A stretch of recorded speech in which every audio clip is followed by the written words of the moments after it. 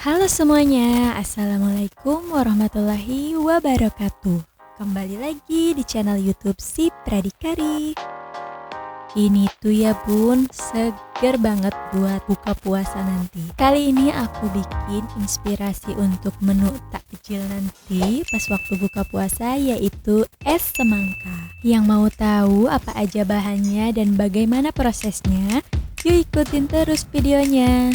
Untuk bahan-bahannya gampang banget.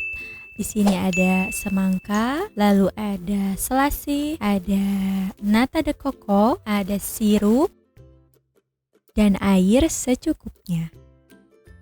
Lanjut ke proses ya bun. Di sini aku semangkanya dipotong kotak-kotak seperti ini, kecil-kecil.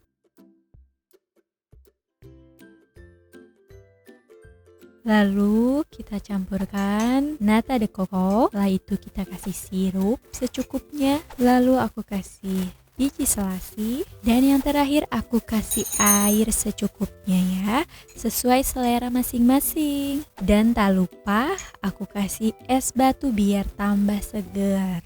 Es semangkanya sudah jadi bun, mari kita hidangkan. Oke bunda-bunda, sekian video dari saya. Tolong bantu like, komen, dan subscribe supaya channel ini lebih berkembang dan bermanfaat untuk kita semua. Sampai jumpa.